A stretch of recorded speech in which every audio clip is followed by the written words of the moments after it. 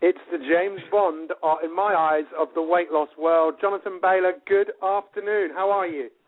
I'm doing, after that kind of an introduction, I'm doing quite well. Brilliant. Listen, thank you so much for joining us this evening. I really, really appreciate you giving us your time just to share some of what you've done, some of what you've observed, some of what you're doing. So thank you so much. Tell us, whereabouts in the world are you today? Seattle, Washington. Sunny Seattle, Washington, surprisingly. Wow. Can you give us a little bit of that sunshine, my friend? Because we have had the worst summer I can ever remember in my 42 years of life.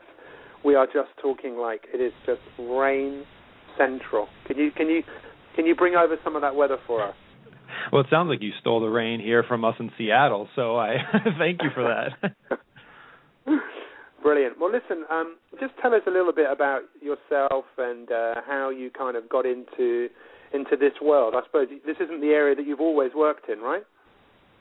Well, it was actually the area that I first worked in. So and now sort of am going more public in my work in that area. So to tell the story a bit of the Smarter Science of Slim and all of this research, over a decade ago, I was a trainer, a personal trainer, and really immediately upon entering that field became sorely disappointed with the results my clients were getting. I mean, I was doing everything that I was taught as a trainer in terms of the traditional dogma we all hear, right? Eat less and exercise more. And of course, while my clients were working with me and they had someone to help them, quote unquote, starve themselves and exercise obsessively, they would see results, but the results would inevitably be short term. You know, they would stop working with me because, we'd complete our 12-week program, and then they would gain all of the weight back and then some. This disappointed them. This broke my heart. And frankly, I was at a loss because I was doing everything that I was taught. And I was just fed up. I'm not going to, my goal in being a trainer was to help people, not leave them worse than before we worked together. So I turned to the only resource I had left, and that was just dense, dry academic research, like truly from the horse's mouth. If a scientist or a researcher didn't write it in a paper or in an email to me, or we didn't talk about it on the phone, I wasn't interested in it because I figured, these are the actual experts. So 10 years later of doing that, I just simplified and applied over 1,100 studies worth of data into a book called The Smarter Science of Slim, which shows and proves that for over 95% of us, eating less and exercising more harms our health and leads to fat gain more often than not, and there is a scientifically proven and pretty shocking alternative, and that has to do with eating more and exercising less, but doing those things smarter, doing those things based on science rather than gimmicks or hype or things like that. So, I mean, what happened when you really faced that truth? Was it like it must have been a pretty challenging moment for you to make you realize that maybe what you'd been doing for so long really wasn't that effective? Well, it was definitely, there was cognitive dissonance involved. Like, how could this be true? But I distinctly remember a moment, probably about 3 years into the research, where I had just a light bulb went on in my head, and because I had been thinking, how can this be true? How can it be true that everything we're doing is wrong? But then I said to myself, wait a second. The concept of dieting and the concept of exercising for hours and hours and hours really only became popular like in the late 70s, early 80s. And that's also when obesity, diabetes, heart disease, and all those things started to climb. And in fact, we for the 4 decades that we've been attempting to and successfully eating less and exercising more, our health has gotten worse and we've gotten heavier. So I thought to myself, actually, how can that be true? Like, if it was true, wouldn't we be doing better, not worse? Yeah. And we're not. And we're not. Yeah, I mean, my background's quite similar to yours. I did a degree in sports science, and then I worked as a personal trainer for many years. And I probably was a bit like you in just realizing that maybe what I was doing wasn't as effective as it could be. And I could definitely see that a lot of my comrades who were personal trainers weren't getting results either. And the results we were getting were short-lived because most of our clients would put weight back on again. And I suppose, like you, I did start to look a little bit outside the box and think that there's something else going on. In fact, I remember many, many years ago realizing that the food pyramid, as we call it over here, was designed by the Department of Agriculture. And I remember thinking, why have they designed it? What do they know about health? You know, there was something that, like a conspiracy, really a conspiracy going on. And I know people are quite weary of that word, but do you think there has kind of been a little bit of a conspiracy going on as far as misinformation and confusion when it comes to weight loss? Well, I'll say yes and no. I do think there's been some shenanigans taking place. However, I wouldn't call it a conspiracy because I actually think people are pretty open about it. Like the United States Department of Agriculture, which is I fundamentally agree with you. I'm just going to put a different spin on it. They're the people who developed the food guide pyramid, which inspired the pyramid on your guys' end, and then what's now called My Plate. And they call themselves the United States Department of Agriculture. They don't call themselves the United States Department of Health and Human Wellness. Like, their job and their mission statement is to ensure a profitable agriculture industry. What are the top crops in the states, at least? Soy, corn, and wheat. What's the fundamental component of the pyramid? Grains and starches and things like that. So they're openly telling us we're the United States Department of Agriculture. We're not the United States Department of Health. And you're exactly right. So why are we trying to get health information from these people, and why are they putting out guidelines? Really, that's just marketing for our agriculture industry, not for our health and well-being. Yeah. So what's your kind of goal now? What is it that you're actually trying to do? Well, it took me 10 years to dig into this research and to find what the actual experts, when I say experts, I mean, endocrinologists, researchers, people who spend their lives in research labs, not on infomercials, or, that they don't have marketing and PR departments. So I'm simply trying to take their wisdom and simplify it and get it out to the masses. And I feel so fortunate because so many of these researchers, they're happy to help. They want their research to help people as much as it can and should. But again, they're researchers. They're not marketers. So just like, the food industry has people working to market their quote-unquote information, I want to share the information that's coming from the academic and scientific community in a way that we can all live and enjoy. Yeah, and I think you've really done that incredibly well. I think your website is just brilliant. The blog articles you write are very refreshing. They're very honest. They're very easy to digest. And it seems to me that what you're trying to do is to make common sense, common practice for people. And I was also just listening today to one of your podcasts with, is it Carrie Brown, the name of the lady? Yeah, it's Carrie Brown, a fellow Brit. Yeah, I thought so, yeah. And, there's 3 podcasts that you put up with her, and I really like your approach in trying to just inspire people to do something for themselves. I was speaking to Dean Dwyer on Monday, and it seems you're another person just like him who's trying to help people take responsibility for their own life, but give people the real information that they need to make a difference. Am I correct in thinking that? You're absolutely correct, Pete. I actually really appreciate you making that point because you said a word which I think is so critical and doesn't get enough credit, and that's giving people the right information. So often we're led to believe that health challenges and weight challenges are a lack of discipline, or we're just undisciplined.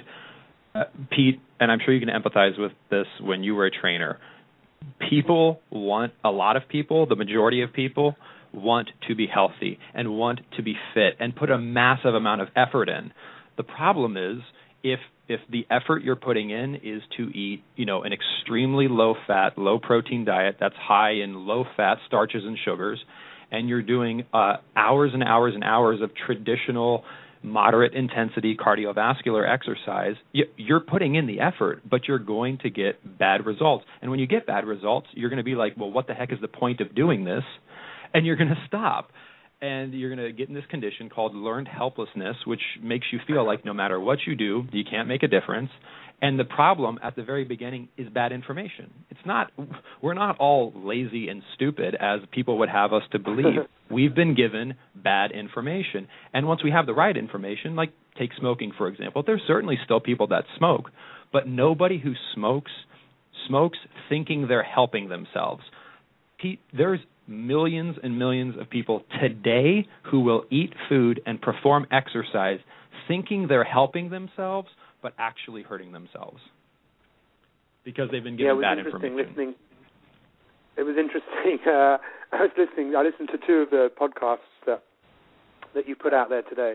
I listened to them on iTunes, and it was the first one with Carrie was saying when she went to go and see her doctor, and she was saying how she was struggling to lose weight, and her doctor told her to have pretty much nothing but Slim Fast.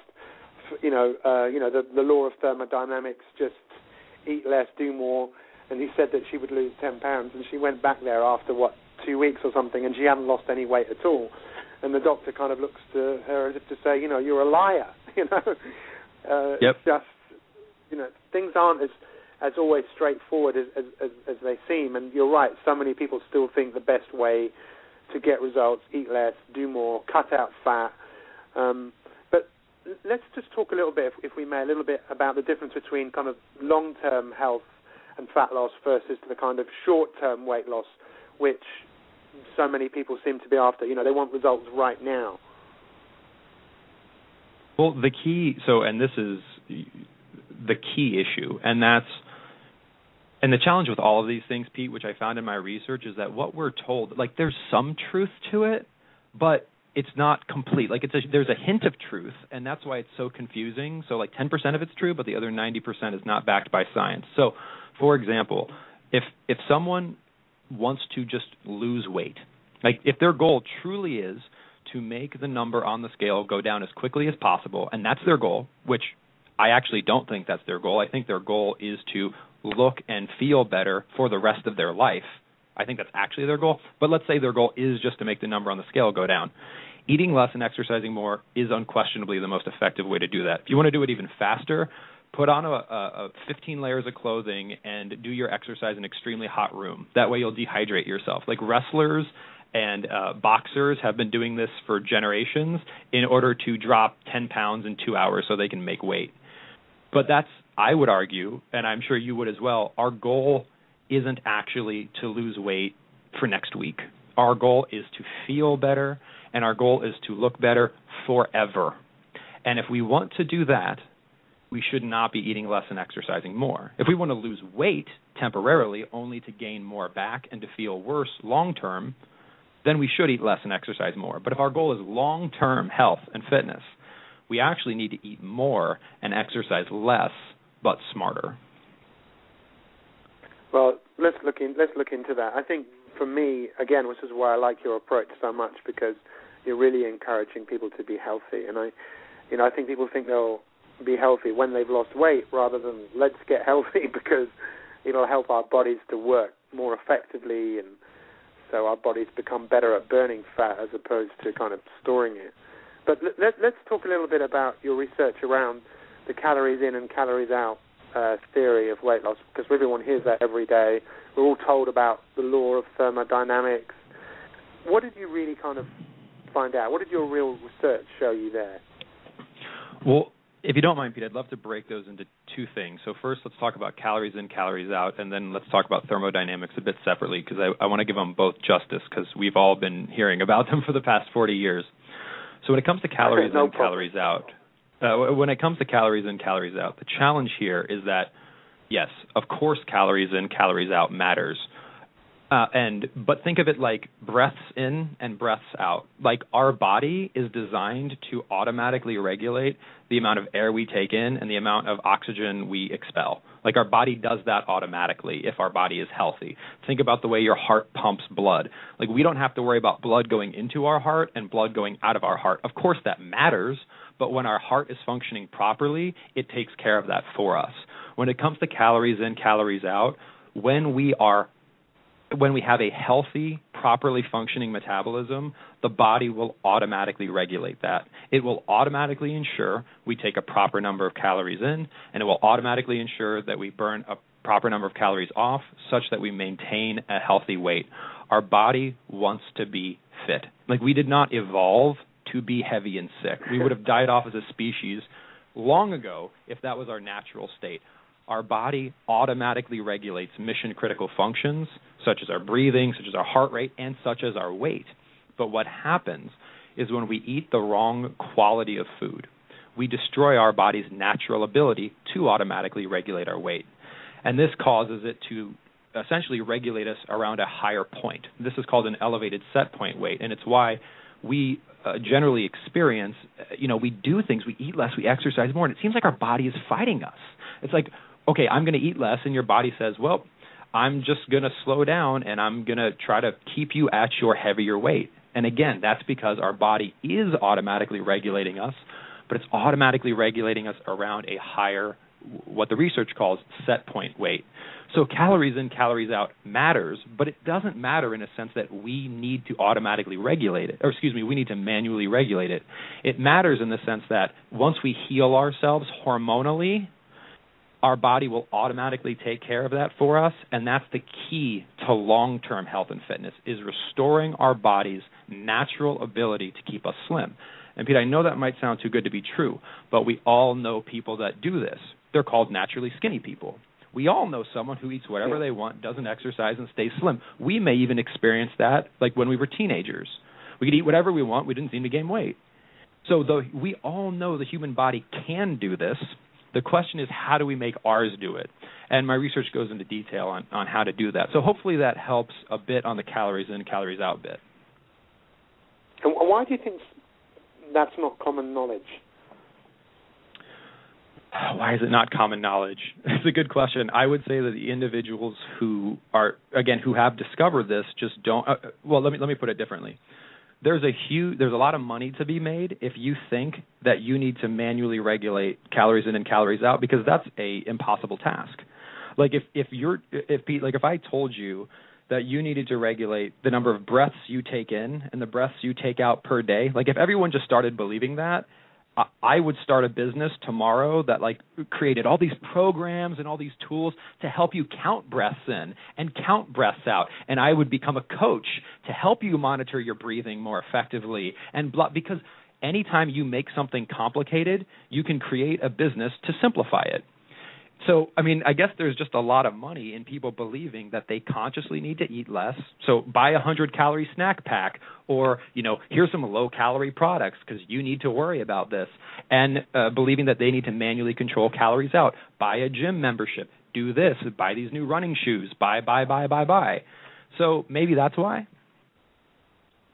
Yeah, it's funny. I gave a talk the other day to some ladies who've been... They actually all work for the company Life Fitness. I'm sure you've come across Life Fitness before, the big fitness manufacturing. I gave a talk to employees that work for their company, and I was talking about some of this stuff, and it was almost like for some of them, they couldn't handle it. They couldn't handle what I was saying because it just went against so many years of thinking and acting in certain ways, of buying into this. It's like a religion to a lot of people about weight, about believing that it has to be about eating less and doing more. And I can see that's one of the challenges that people like you and I face in trying to convince people that there is another way. But I tell you, people that do try things this other way, the results they get are just incredible. It's not just weight, is it? It's people having increased energy, feeling better about themselves, being fitter, being stronger.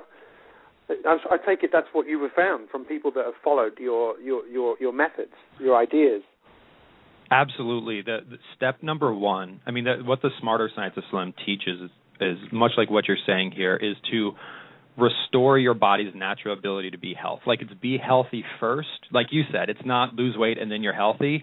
It's be healthy and then your weight will take care of itself. And that's been scientifically proven. Like, once you heal your hormones, your weight will absolutely take care of itself. So even before your weight starts doing anything positive that you want, which when we talk about weight, we're actually talking about fat loss because we want to keep our muscle tissue. That's very important. You'll see your eyes glow. Your skin will glow. You'll have more energy. You'll sleep better because why? Your body is back to the way it wants to be. It's healthy. It's functioning properly. And just one of the positive side effects of that is your excess fat will shed from your body and your muscles will become stronger. But that's really that ensues. That's not the primary thing. That just flows naturally. And when it flows naturally, it will flow long term. Because, again, we fixed the problem, and the problem is a broken down metabolism. The problem isn't we're eating too much or exercising too little. It's that our body's lost its natural ability to keep us healthy.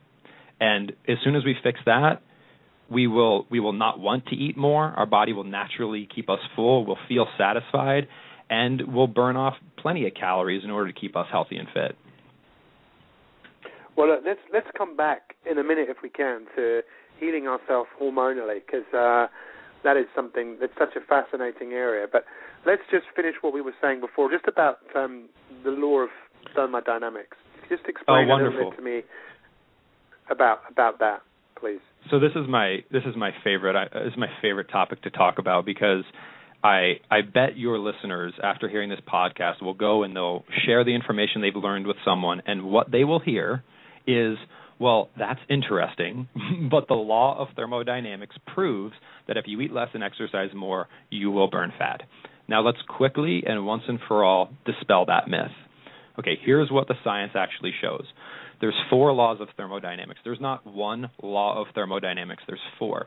2 of them have nothing to do with fat loss. Nothing. They have to do with defining absolute zero.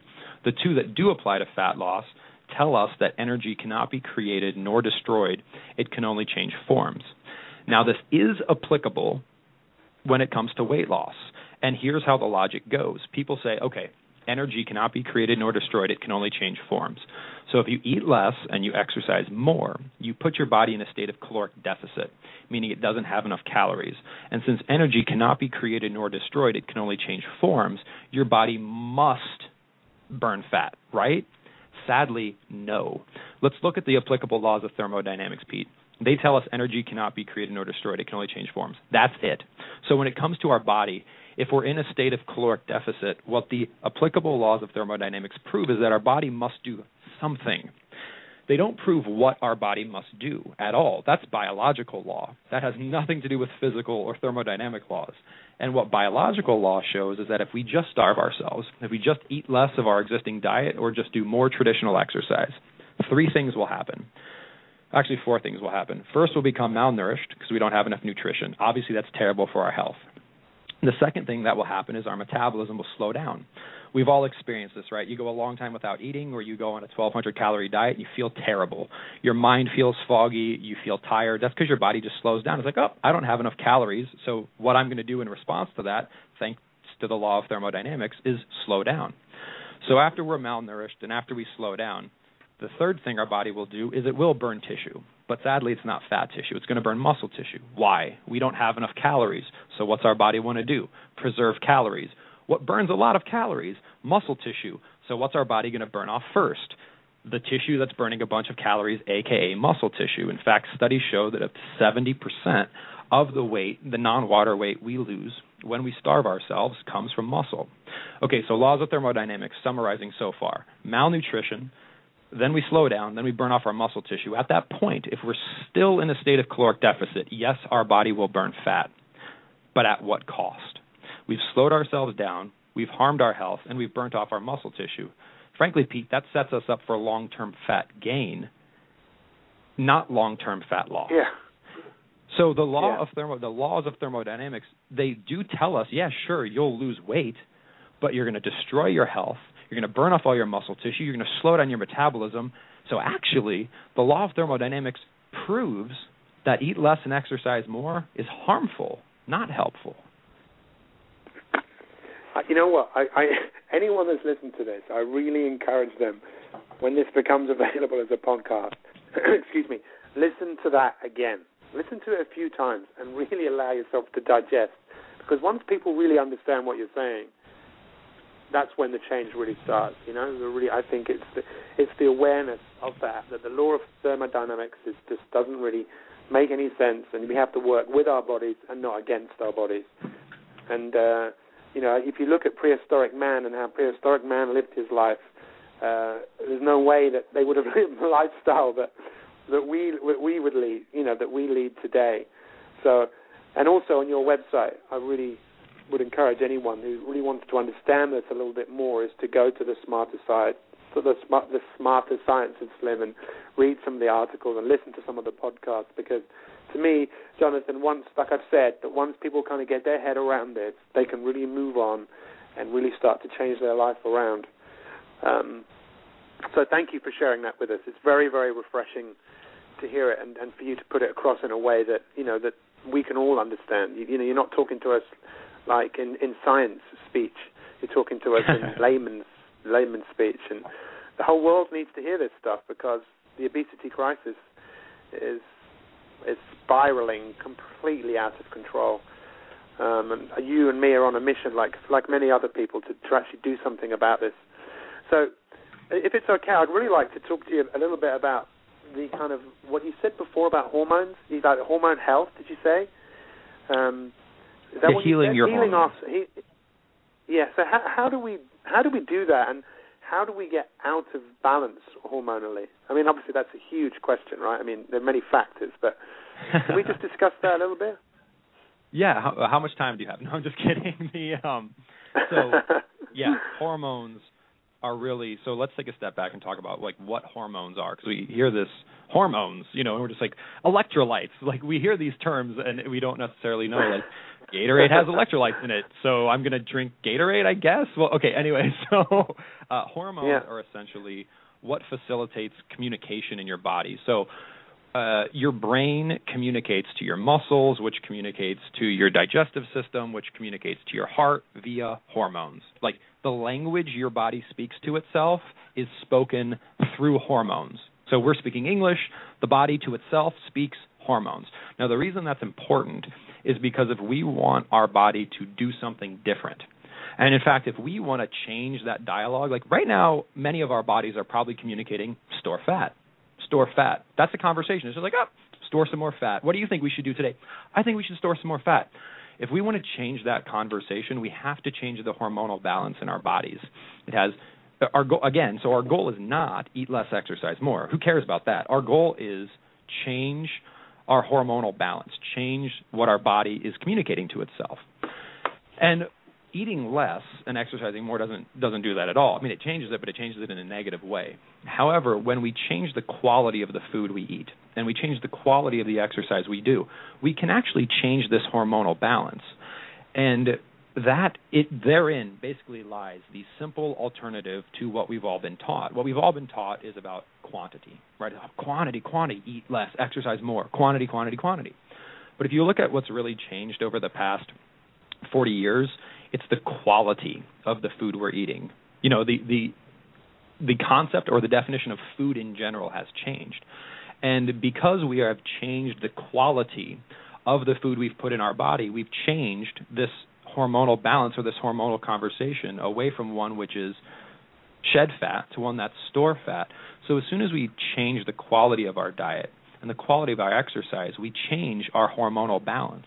And this allows our body to drop this set point weight I talked about earlier and automatically keep us thin, much like a naturally thin person. Because from an extremely high and abstract level, the reason a naturally thin person can eat whatever the heck they want and exercise less and stay thin is because their hormones are different from an overweight person's hormones. And if that overweight person can make their hormones more like that naturally thin person's hormones, their body will behave like the naturally thin person. It's that simple. And the way we change our hormones, there's lots of ways to do it, like the way we sleep, the amount of stress we get, blah, blah, blah, blah, blah. But for the point of this podcast, the quality of the food we eat and the quality of the exercise we get are two major control systems for the hormonal balance in our body. One more thing I'll add there, Pete, where hopefully a lot of listeners can empathize with this. A way we all understand the importance that hormones have on our weight often has to do like with other substances, like drugs, for example. Individuals who are diabetic and who've gone on insulin know firsthand that without changing anything about the quantity of food they eat or changing anything about the amount of exercise they get, they gain fat. That's because insulin changes the hormonal conversation in your body to be one of storing more fat. Individuals who quit smoking experience something similar, where they gain fat because the withdrawal of nicotine from the body changes that hormonal conversation. Individuals who take antidepressants often experience weight gain with no change in what they're eating or exercise. Why? It's changing that hormonal conversation. Athletes who take steroids, what is steroid? It's a hormone. They change nothing about how they eat and how they exercise, and they burn fat and build muscle. So our question is, how can we use food and exercise instead of drugs to change our hormonal balance? And we can, and it's been proven, and it's not hard, and it's fundamentally eat natural foods. Like, that's it. Non-starchy vegetables, lean protein, natural fats. Eat as much as you want, whenever you want, just from those sources, and you will heal your hormones. Your body will communicate a message of thinness, not heaviness, and you will be happier and healthier for the rest of your life. Fascinating, eh? It's just simple. You know, as simple as nature provides us with everything that we really need to balance ourselves, whether it's good, clean oxygen, good, clean food. It makes our bodies work so much better. And it seems like modern living, and that's probably why there are so many illnesses and diseases, modern living plays around with our hormonal, the way our body communicates with itself, and that's why we have so many problems. It makes so much sense. Why do you think people struggle to eat a kind of a natural diet, to eat more foods which are, you know, more organic? Why do you think people struggle with that? Well, it's not, and it's actually, the way you phrase that question is perfect. So I'll say two things, and they all have to do with bad information. So one, like when you hear day in and day out, we don't hear this. We don't hear just eat, like, for example, organic grass-fed beef is natural. Like, for the past N,000 or million years, we have eaten animals, and we've eaten plants, and we've eaten fish, and we hear all these things like red meat kills you. Like, that doesn't make any sense. How could red meat, like natural grass-fed red meat, kill you? That doesn't make sense. Like, why would we have evolved to crave a substance that kills us? Like, mushrooms that kill us taste bitter. Our taste buds have evolved to avoid those kinds of things. What we hear is eat a low-fat, low-protein, high-carbohydrate diet. And that's not to say that carbohydrates are bad. They're not. Vegetables and fruits are fantastic for us, and they're carbohydrate. But we don't get told eat natural foods. We're told like these sound bites of basically just eat a bunch of starch and sweets. And the other challenge is when we do hear, again, it's all marketing, right? We hear the term organic thrown around. Like, there's organic pastries, and, you know, this soda is all natural. Well, okay, I get the fact, you know, tobacco is also natural. That doesn't mean it's good for us necessarily. So what we need to do is we need to take a step back from marketing. Like, it's not about marketing. It's about science. Biology isn't a matter of opinion. It's a matter of fact.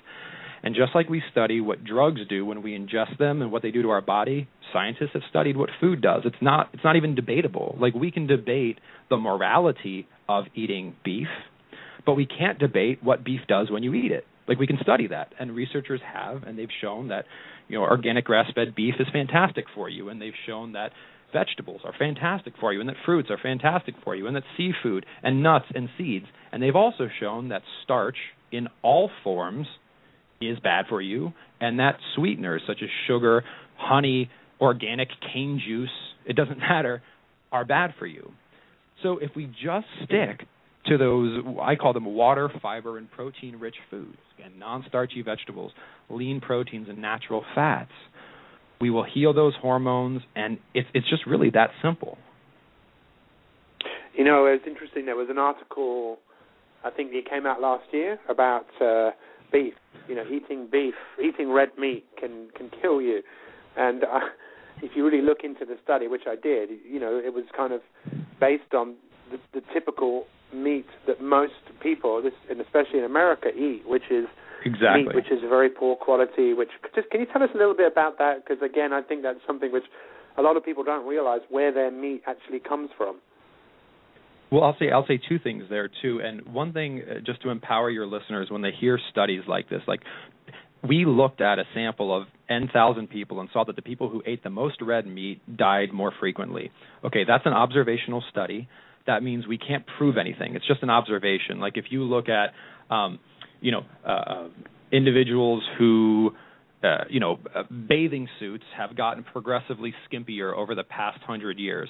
In addition, the average temperature of the Earth has also increased. But we can't say, that bathing suits getting smaller caused the temperature to increase. Like there's a bunch of weird inferences and stuff that take place in these studies. So the reason I mention that is because what most of the time these studies show is that people who eat more meat also tend to do other things, like they may not be as health conscious, they may smoke more, they may not eat as many vegetables.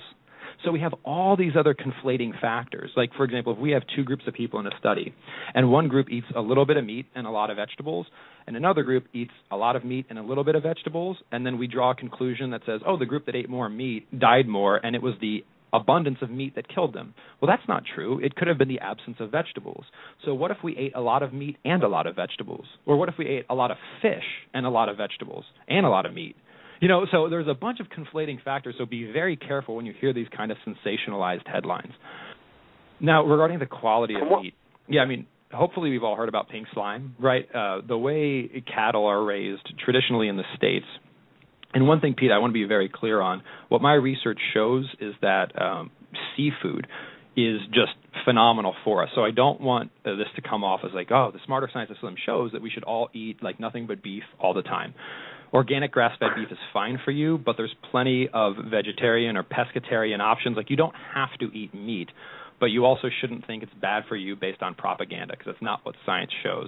I personally don't eat meat that often simply because I live in Seattle, and there's a heck of a lot of wonderful seafood available to me.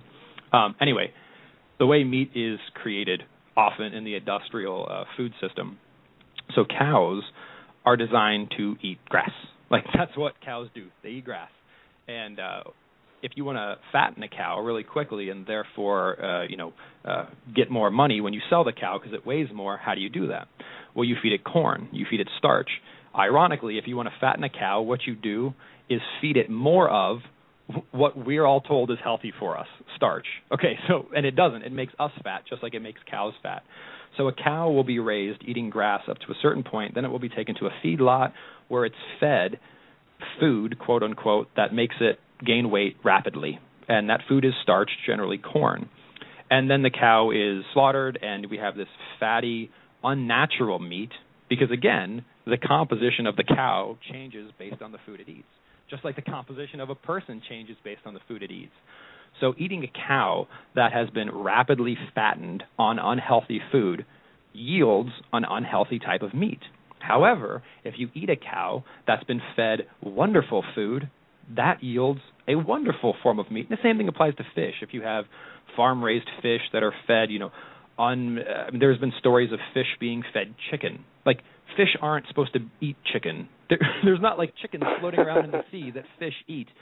When you feed fish what they're supposed to eat, and when you feed animals what they're supposed to eat, the meat and the fish that you get on the other end is way better for people. So if we're going to run studies that say, well, when you eat this unnatural meat, bad things happen. Absolutely. That's why we need to eat natural things. And it's not about like plants versus animals either, right? Because there's genetically modified corn and there's pesticides on soy. So it's not like plants are protected either. There's plants that have been genetically altered in all sorts of ways and are killing us. I mean, sugar comes from a plant. That doesn't mean it's good for us. So it's not about plants versus animals. It's about high quality natural food. And that can come from plants or it can come from animals.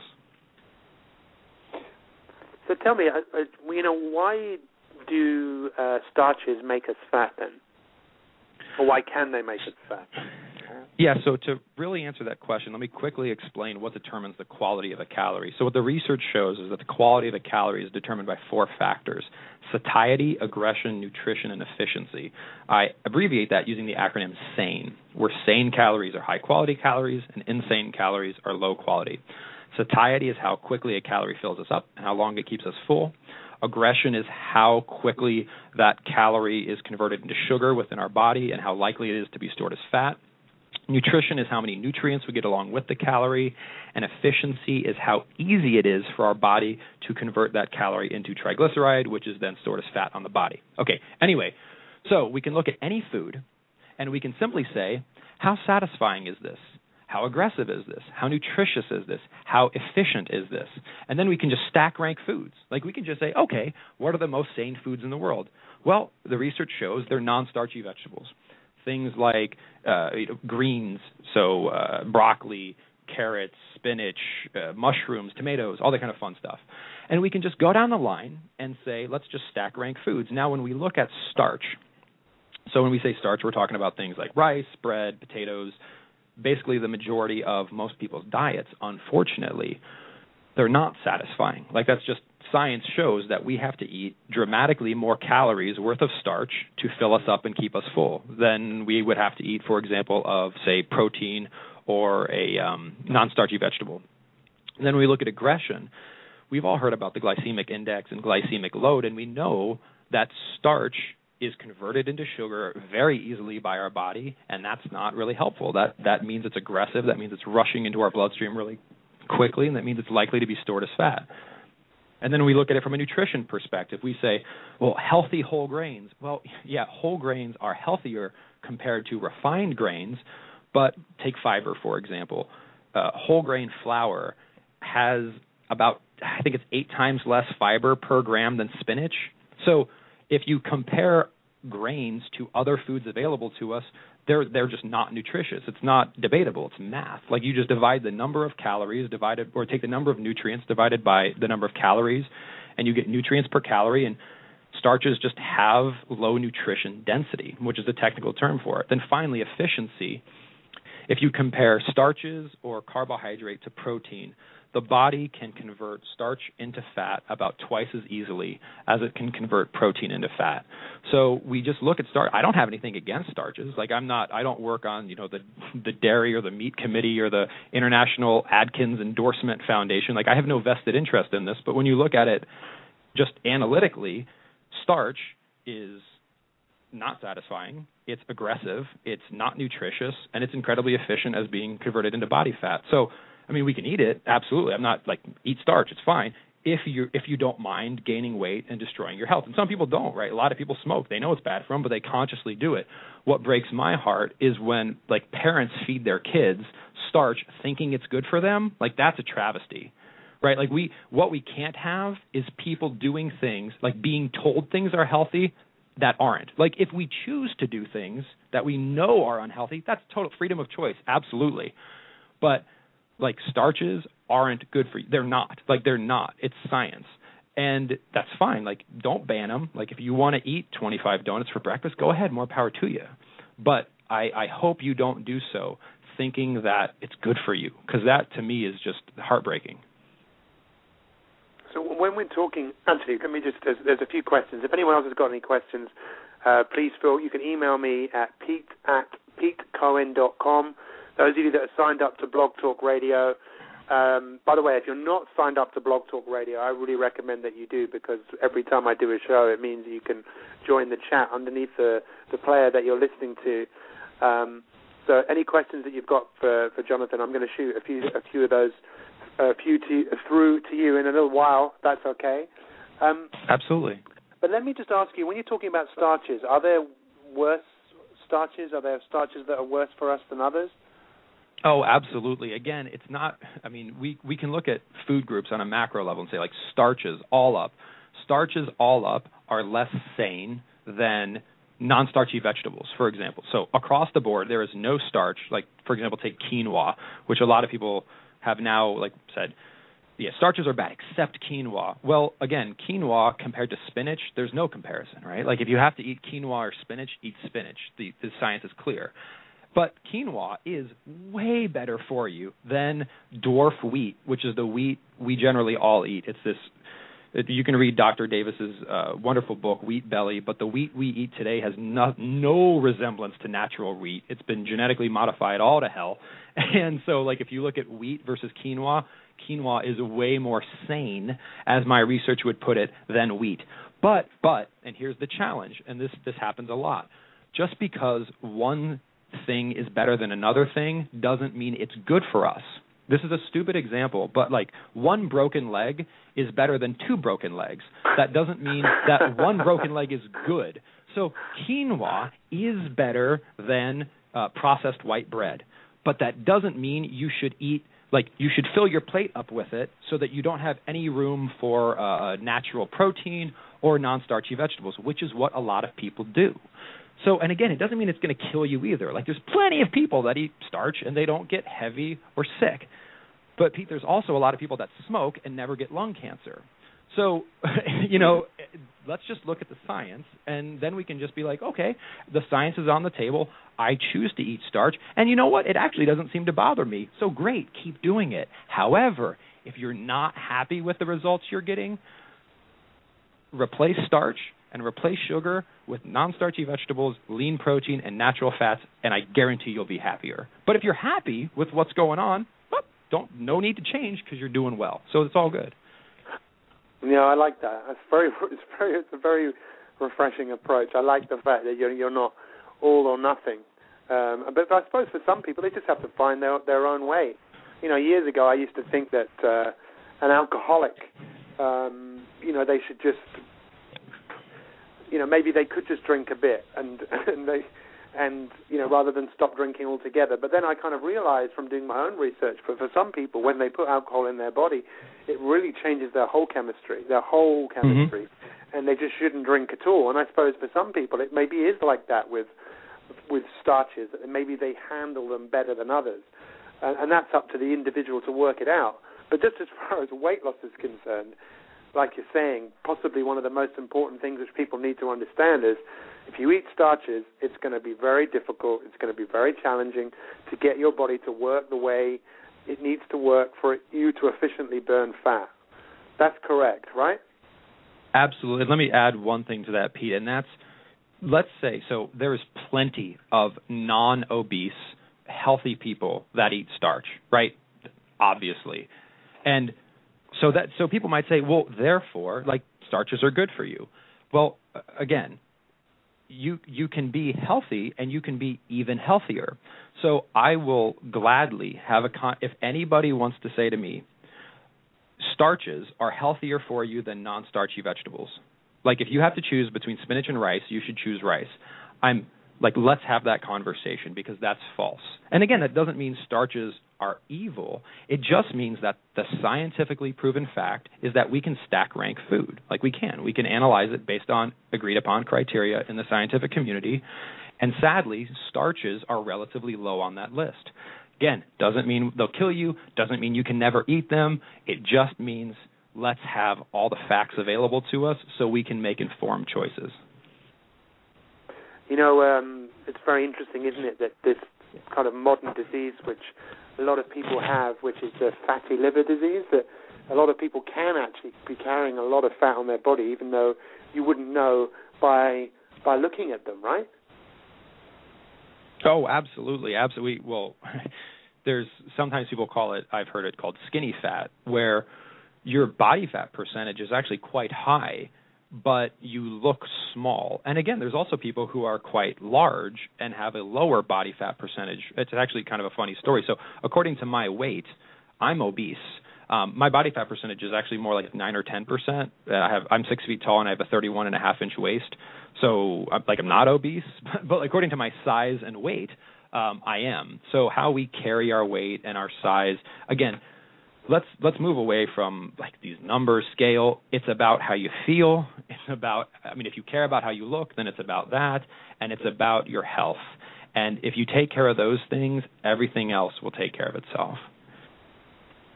Yeah, it's very simple. It's just doing it. So one of the things I've noticed, I was in Houston this year for about 7 weeks, and one of the things that's very kind of different to America to England, we're copying you. We tend to copy the Americans in most things. You go down one street in the United Kingdom and you might see a McDonald's, you might see a Burger King. Then you turn the next street, you're not going to see another one. You might see a Kentucky Fried Chicken. In America, you go down most streets and you just will see a McDonald's and you'll see a Burger King and you'll see a Whataburger and you see all these different places, and then you turn left and you see them all again, and they're all designed to be the same. In fact, I'm reading a fantastic book at the moment called The Power of Habit, and it talks about how a lot of these convenience places of eating are all designed to look and feel the same way to kind of trick us. And I would imagine it's quite difficult for anyone who says, okay, I'm wise to this now. I'm going to take my own health into my own hands. I'm going to cut down the amount of starch that I eat. A lot of people find that very difficult to, not only from a physiological point of view, but from a psychological point of view, to cut out these foods when they're so readily available. What sort of advice would you give to people that kind of want to cut these foods out of their diets? How do you go about advising someone to kind of go down that road? I would highly recommend that they take on, the word they hold in their mind shouldn't be elimination, because people don't like having things taken away from them, right? No one likes having something they have right now taken away from them. What I would recommend, the word in your mind is replace or substitute, because one, if you're hungry and if you're dissatisfied, it ain't going to work. Like, nobody will tolerate hunger and dissatisfaction for the rest of their life, and that's what we're after, right? It's long term. So, however, almost everyone at one point in time in their life has probably been too full for dessert. Or they've eaten a meal where they ate like a bunch of fish and a bunch of meat and maybe some really great non-starchy vegetables, and they were just too full to eat a roll. What if we were always too full to eat starches and sweets? Like, what if when we serve dinner to our family tonight, instead of having, the main course and maybe a little bit of vegetable and then a bunch of starch, we just prepared twice as much as the main course and 3 times more non-starchy vegetables, and then just don't set the starch out. Like, see if anyone notices, and when they're enjoying a bunch of their main dish and a bunch of their wonderful non-starchy sides, and they just get full. And it's like, wow, I'm too full for dessert now, or I'm just too full for starch. Or even people are like, well, how do you do this? Like, what about Asian cultures? You go to an Asian restaurant. I actually think those are some of the easiest restaurants in which to do this, because instead of getting, what I often see is like individuals will go to an Asian restaurant. I used to do this myself, and you get the main dish and then you get rice. And you take half of the main dish and you put it on rice, and then you take the other half of the main dish home because you're too full. What if you just ate the whole main dish? That's really the delicious part, right? So just eat so much non-starchy vegetables, so much lean protein, and so many natural fats that you're too full for starches and sweets. Do you have to do that forever, all the time? No. Depending on your goals, just do it as much as you want. Like, if you want to lose a lot of fat, try to do that as much as possible. If you want to lose a little bit of fat, do it when it's convenient. It's as simple as, the more often you are too full for starches and sweets, and that's key. You can't just say no more starches and sweets, because then you'll be hungry and you'll be worse off than you were before because you're starving yourself, and that's not healthy. Stay full of the right kinds of foods, and it will make everything easier. It will keep you happy. It will keep you nourished, and it will heal your body. Well, I really like what you said about replace. I think that's a really empowering way of looking at it, as opposed to taking something away. I mean, just think about when we were children, or our own children, when we take something away from them, they go crazy. It's something like almost innate within us. If we take something away that's close to us, we want it. It's very, very, very interesting. But look, I mean, listen, I could literally talk to you all night. There's no question about that. It'd be great. Maybe you can come on the show again. But there's a few other things I would love to touch base with you on that I think are very, very important. And then there's just a couple of questions. I just want to know, when people stop eating or they cut down the amount of food they eat, they're obviously going to crave, starchy foods, right, if they go for long periods of time without eating. Well, what you'll see, I mean, and this is many, many, many people have demonstrated this, we tend to like to eat what we have eaten. However, if we change what we eat, like 21 days, it takes 21 days to form a habit. If, like, this is just an experiment. Listeners, you don't have to do this if you don't want to, but it might be fun. For 21 days, don't eat starches or sweets. Like, just try it. On the 22nd day, you will not crave starches and sweets because your taste buds will have recalibrated. You'll eat an orange, and it will be like the most delicious thing you've ever eaten in your life because your perception of sweet will change. Things like squash will give you more satisfaction than starch ever has. And that's really the key is, like, yeah, it is going to be tough for the first week, 2 weeks, 3 weeks. And actually, the science shows that's because we've developed an addiction. And we could spend all night talking about this, but sugar and starch addiction is a clinically proven thing, and that's why it's hard to give up, because, you know, it triggers endorphins and dopamine release, and when we go off it, we experience withdrawal. You will have headaches. For the first week, it's going to be terrible because you are literally going through withdrawal. However, week 2 will be easier. Week 3 will be easier, and at week 4, you're going to be like, man, like, you'll be kind of like a vegetarian, but for starches and sweets. Vegetarians aren't like, damn it, I really want to eat some meat. Like, they just don't want to eat meat. And once we call it going sane. Once you go sane for, say, a month, you just won't have any desire to eat starches or sweets. Or you might, like, you're at a party and you want to have a piece of cake. That's fine, but you won't be like, oh, cake, I need some cake. It'll be a much more controlled and something that you have control over because you've broken that addiction.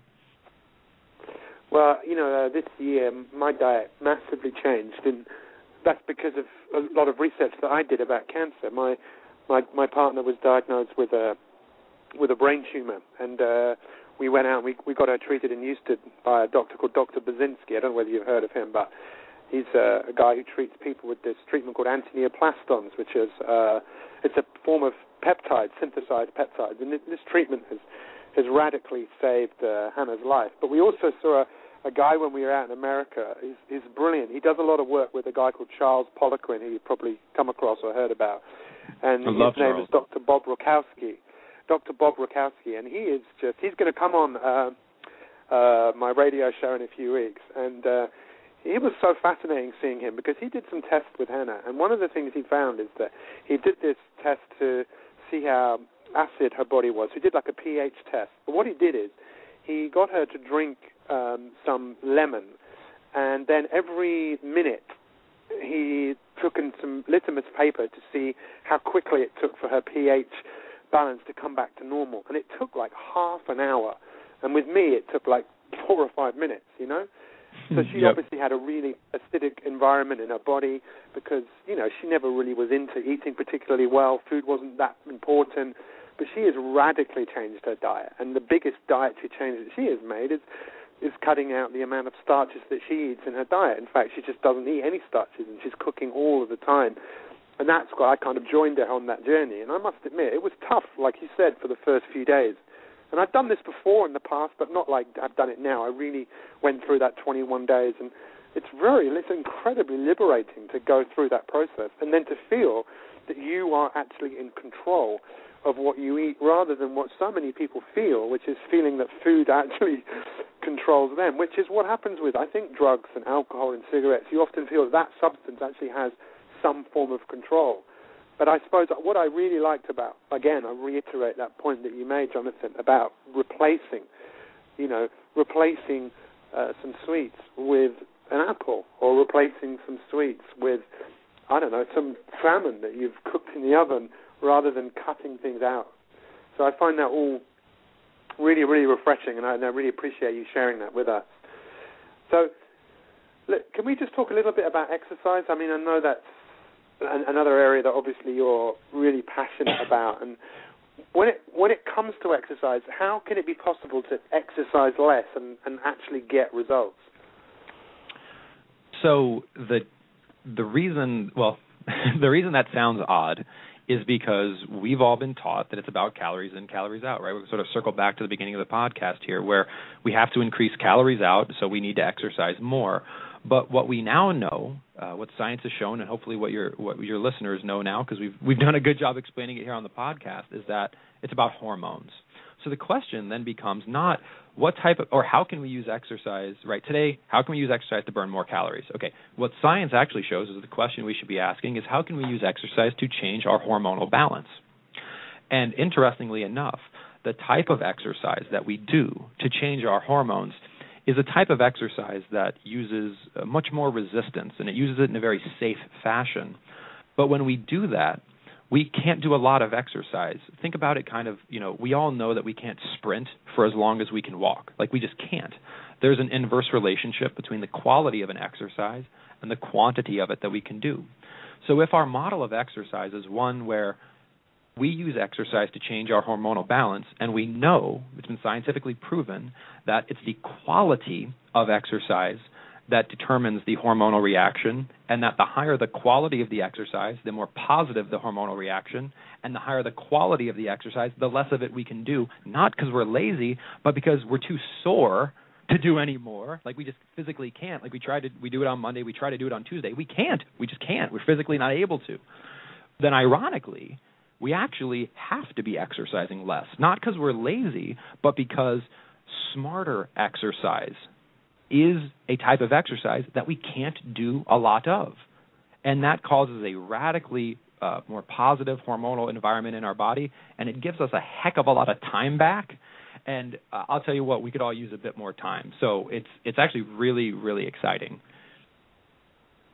And so what are we talking about? Kind of doing some form of like interval training, or where we really kind of overload our muscles and for a while and then let us recover and then do a little bit more of that? Is that what you mean? Interval training is a wonderful early example of this model. But so interval training, great. There's an even better way to do it, and that's, again, we just want to make our muscles work as hard as possible but as safe as possible. Like, one of the challenges sometimes with interval training is, for example, if we sprint, okay, there's a huge amount of risk there, right? What we want to do is increase intensity without increasing risk. And, like, sprinting up stadium steps is very risky. Like, a lot of people get hurt doing that. So there's a technique known as eccentric training, which is actually, think about it almost like Pilates or yoga mixed with weight training, where what we do is we focus on slowly lowering weight. So instead of doing like a push up, you do a lower down, and you do it very, very slowly, but you use so much resistance that you try to hold yourself up, but in fact gravity forces you to go down. In doing this, we work the specific muscle fibers which trigger this hormonal reaction, and it's incredibly safe because it's controlled and it's slow. In fact, it's been incredibly popular in physical therapy circles for decades because it's so safe. But now what research is showing is it causes this, when healthy people do it, not people who are recovering from injuries, it causes this wonderful hormonal change because it is so intense and it's so safe that everyone can do it. So it's sort of like V2 interval training, whereas interval training requires you to move faster, and when you move faster, you have an increased likelihood of injury. What eccentric training allows us to do is move slowly and very controlled, but using a lot of resistance, and therefore deriving extreme positive hormonal benefit. Is that what you call when you call it Go Sane? Is that what you mean? Oh, sorry, no. So SANE is the acronym for high quality foods, and eccentric training is what I would call a smarter exercise. So that's the smarter. That's just the exercise component of the smarter science of slim. And if people want to find out more about kind of eccentric training, can they find out about some of that stuff on your website? Oh, absolutely. Well, and they could also, there's a book written on all this stuff.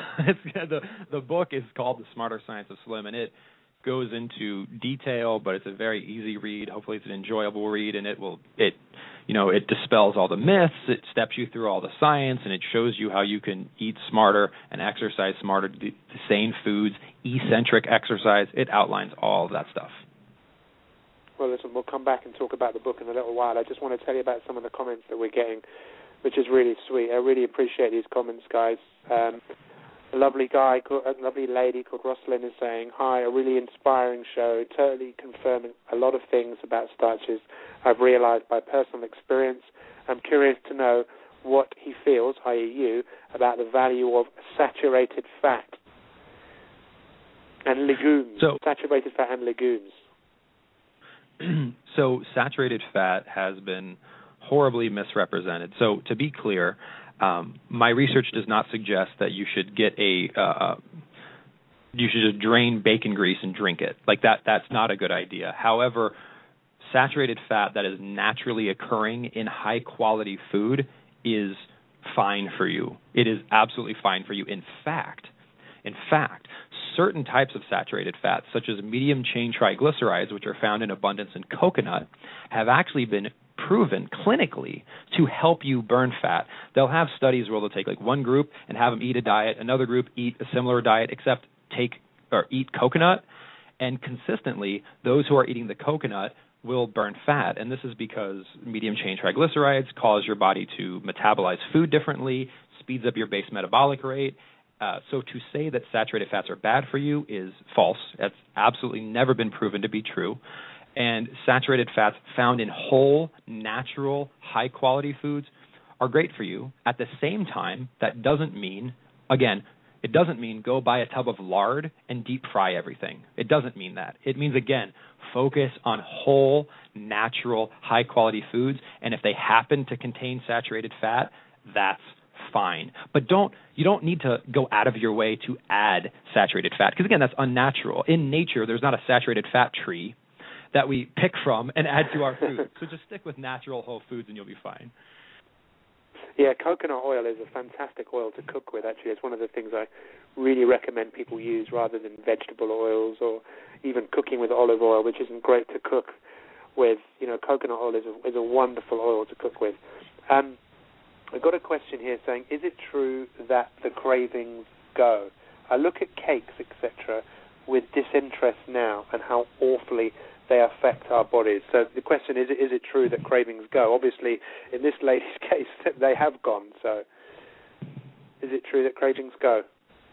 Oh, it's absolutely true. I mean, this is kind of the human mind is an incredibly powerful thing, right? I mean, you hear stories all the time of people who've smoked their entire life, and smoking is a good example because nicotine has been proven to be the third most addictive substance in the world. So heroin and cocaine are more addictive, but other than those two, nicotine's the most addictive. And you hear stories all the time of individuals smoked their whole life, tried to quit, couldn't, then got news from their doctor that said, if you don't quit smoking, you're going to die. Okay? Somehow they quit smoking. Like, it's like when the motivation's there, they quit. Or people who think, I could never give up starches and sweets. Like, I just can't. They go to the doctor. They get diagnosed with type 2 diabetes. Somehow they're able to give up starches and sweets.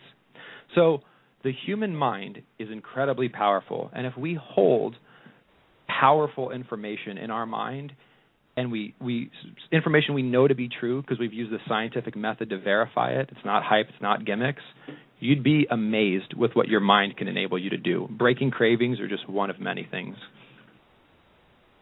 Yeah, it's true, and it's tapping into that. And I suppose another way to tap into the power of our mind is to give our minds foods which our minds need, our minds meaning our brains, because I think sometimes people don't realize that our brain is just a big fatty tissue. And another reason why it's so important to eat fat rather than cut it out, what so many people do when it comes to weight loss, right? Oh, absolutely. And in fact, I love that you brought that up. You want to talk about exciting research. So I think we would all like to be smarter. Like, if we could just, wave a magic wand and have higher IQ points, I think we would all wave that magic wand.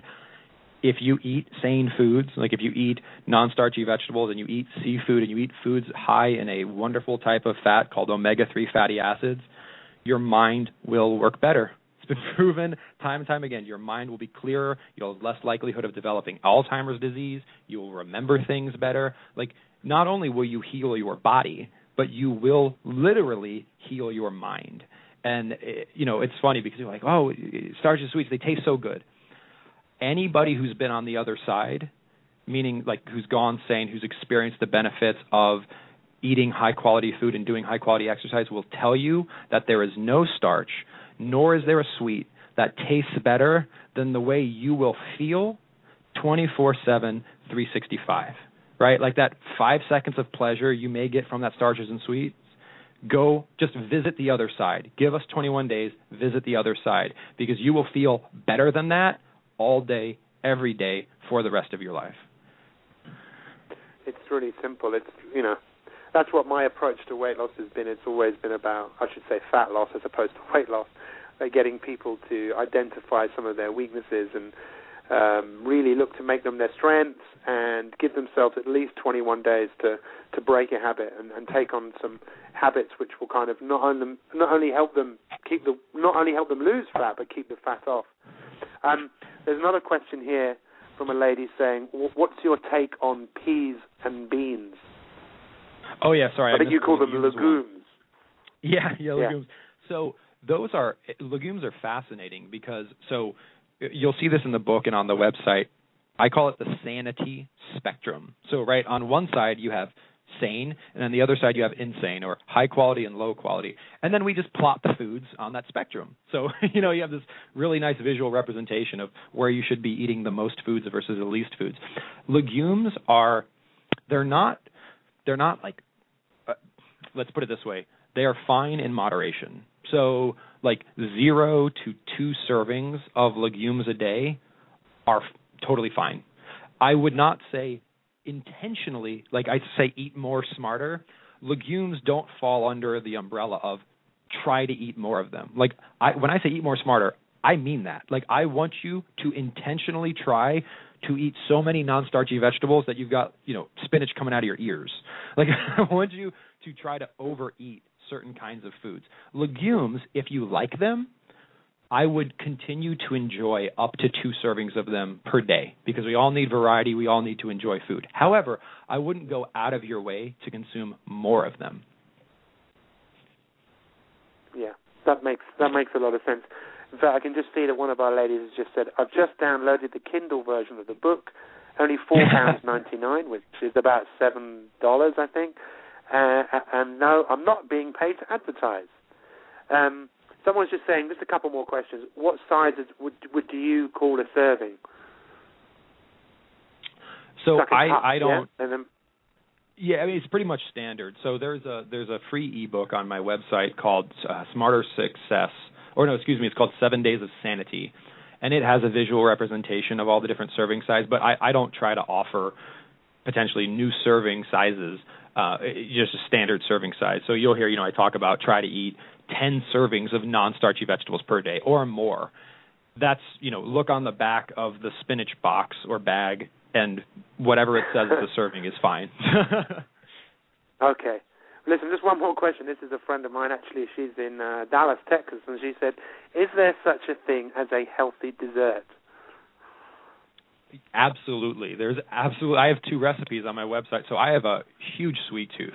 Absolutely. Again, it's not that sweet is bad for you, right? I mean, sugar snap peas are sweet, but they're not bad for you. So one of my favorite desserts, so I'll just do 2 recipes here really quickly. So I use Greek yogurt, and then I add vanilla whey protein to it. And then I add either some peanut butter or some almond butter or just any kind of nut butter. And then I add some cinnamon and I add some vanilla extract. And it tastes like peanut butter pie filling. It is fabulous. It is fabulous. And another thing that I do is I use cocoa. So pure, undutched cocoa. It's fabulously healthy for you. Cocoa, some natural nut butter. I put some chocolate protein powder in there. I potentially put a little bit of flaxseed oil in there. And you can bake this. You can make kind of protein brownies. You can eat it, and it tastes kind of like a fudge. You can put some stevia in there, stevia is a non-caloric natural sweetener. So it has no calories, and it is a plant leaf. So it is not chemically. It's not Splenda is a chemically derived. It's not natural, but it's non-caloric, so it's better for you than caloric sweeteners. However, there are non-caloric natural sweeteners such as stevia, which you can do all kinds of amazing stuff with. Like just put some stevia in some Greek yogurt and maybe add, some strawberry protein powder, and now you've got this wonderful strawberry fabulous mixture. I mean, I do a strawberry and blueberry ice cream. The way I make this is I have a very nice blender. I put some ice cubes, I put some frozen strawberries or some frozen blueberries. I put some vanilla whey protein powder in, and then I blend it for 30 seconds, and I've got some ice cream. Does it taste like Ben & Jerry's? No. If you don't eat Ben & Jerry's for 21 days and then you try this, will it taste fabulous? Yes. And is it something you can enjoy for the rest of your life without feeling bad about it? Absolutely. Oh, fantastic. And of your three books, which is the best one, do you think, for people? I mean, maybe all of them, but it's one of the questions this ladies just think. Definitely. So there's the Smarter Science of Slim. That's it. That's the one. Then there's a workbook and there's a journal. You need to read the Smarter Science of Slim. That has all the information. The workbook builds on that, and the journal is an extension of the workbook. So certainly you can buy all three. I think there's a special discount on Amazon if you buy all three. But the workbook won't make any sense unless you've read the Smarter Science of Slim. So just the core book is called the Smarter Science of Slim. That's the one that has the research and all that good stuff in it. And what about one more question? An alternative to cow's milk and yogurt? Someone's just asked. So yogurt is a good alternative. Again, I'm not anti-dairy. I'm not anti-anything. I'm pro-science, and science shows that there is high-quality dairy for some people. Some people are lactose intolerant, and certainly if you have a nut allergy, don't eat nuts just because I say they're sane. If you have a dairy allergy, please don't go eating them just because I say they're sane. Different people react differently to different foods. Greek yogurt and cottage cheese. I generally enjoy the lower fat variants because I enjoy to get my fat from other sources of my diet, but those are extremely sane sources of dairy. Like, I literally probably eat a 32-ounce container of non-fat plain Greek yogurt. I mix it with other things every 3 days. Like, I love it. Like, I love creamy. I love dairy. I know a lot of people that put Greek yogurt in their coffee or in their tea instead of milk. I know that sounds odd. However, if you just want to substitute milk, I would do an almond milk, an unsweetened almond milk. I would stay away from soy because soy is part of the industrial food nonsense. But unsweetened is key. Make sure it's not sweetened. Almond milk is a good choice. Fantastic. Listen, guys, I really would encourage you to go and check out Jonathan's website. It's thesmarterscienceofslim.com. You can find out about the book. There's extras there. There's videos. There's a support group. There's blogs. There's podcasts. I just would really go and check it out because there's so much inspiring stuff. And I'd love to have you on the show again, my friend. I can't thank you enough. And I think without a shadow of a doubt, all of you that have listened to this should all be clapping your hands right now. And, just a massive thank you for your time. For me, the thing that I hear the most with you is it's not just what you say. It's the passion and the enthusiasm behind what you say. And I'm sure we've all kind of fed off that this evening. So please, guys, check out Jonathan's website. And once again, my friend, thank you so much for making this such an extra special show tonight. My pleasure, Pete. I look forward to coming back soon, and I hope it was useful. Thank you. You take care, my friend. So that was Jonathan. I really hope that you guys enjoyed listening to him as much as I did. I mean, I really got a lot out of this evening. And please, you need to understand that Weight Loss Guru Radio, brought to you by weightlossguru.com, is really only focused on one thing, and that's inspiring you to live a better life, for you to be healthier, to be happier, to be more confident, to have more energy, and ultimately, for a lot of you, maybe to shed those excess pounds of fat. This is a podcast that I would really encourage you to listen again, a few times maybe, because there was a lot of food for thought, if you pardon the pun, a lot of food for thought. And please, this radio show is brought to you. It's free. If you want to help support the show, then please sign up to my weight loss program, weightlossguru.com, which, of course, is a fantastic program on its own, which focuses a lot on what Jonathan was talking about tonight, about breaking habits, about doing things for 21 days. People who follow my program genuinely feel they're getting coached by me. There's a great support group there as well. So, check that out. Also, if you go to my blog, weightlossguru.com/blog, in about 10, 15 minutes, I will put up this interview so you can hear it as many times as you like. But also, there's hundreds of entries on my blog, loads of articles, podcasts, videos, just like there is on Jonathan's site. And I really encourage you to interact with that. And also, if you go to my website, weightlossguru.com, you can see my blog there. But sign up to our newsletter, because then we can tell you about all of these shows. Every Wednesday night, 8 o'clock, British summertime, Weight Loss Guru Radio comes to you.